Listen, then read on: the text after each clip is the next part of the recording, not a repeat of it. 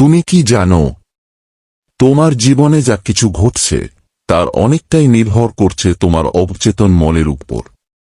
প্রতিদিন তুমি নিজেকে যা বলো, তোমার মস্তিষ্ক ধীরে ধীরে সেটাকেই সত্য বলে মেনে নিতে শুরু করে। যদি সারাক্ষণ বলো, আমি পারবো না, আমার ভাগ্য খারাপ, আমার দ্বারা কিছু হবে না, তাহলে তোমার মন এমন সিদ্ধান্ত নিতে শুরু করবে যা তোমাকে ধীরে ধীরে পিছিয়ে দেবে।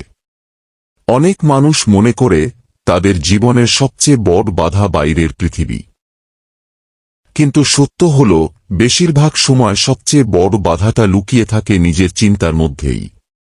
যখন তুমি কোনো কাজ শুরু করার আগেই হেরে যাওয়ার কথা ভাবো, তখন তোমার মস্তিষ্ক সেই অনুযায়ী আচরণ করতে শুরু করে। ফলে সুযোগ সামনে থাকলেও তুমি সেটা দেখতে পাও না। এভাবেই নেতিবাচক চিন্তা ধীরে ধীরে অভ্যাসে পরিণত হয়, আর সেই অভ্যাস তোমার সিদ্ধান্তকে প্রভাবিত করে। তাই নিজের সম্পর্কে কি ভাবছ সেটার গুরুত্ব অনেক বেশি, কারণ তোমার ভবিষ্যতের অনেকটা তৈরি হয় আজকের চিন্তা থেকে। অন্যদিকে, যদি তুমি নিজের লক্ষ্যকে স্পষ্টভাবে কল্পনা করো এবং প্রতিদিন সেই লক্ষ্য অর্জনের জন্য ছোট ছোট পদক্ষেপ নাও, তাহলে তোমার মনও সেই অনুযায়ী কাজ করতে শুরু করবে। মনোবিজ্ঞানে এটাকে অনেক সময় প্রত্যাশার প্রভাব বলা হয়। তুমি যেদিকে মনোযোগ দাও, তোমার মস্তিষ্ক সেই ধরনের তথ্য ও সুযোগ বেশি খুঁজে বের করার চেষ্টা করে।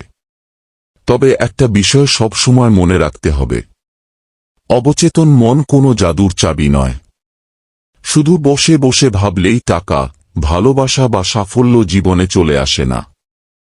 চিন্তা তোমাকে দিক দেখায়, কিন্তু কাজই তোমাকে গন্তব্যে পৌঁছে দেয়। তাই প্রতিদিন নিজের মনকে শক্তিশালী কথায় ভরাও।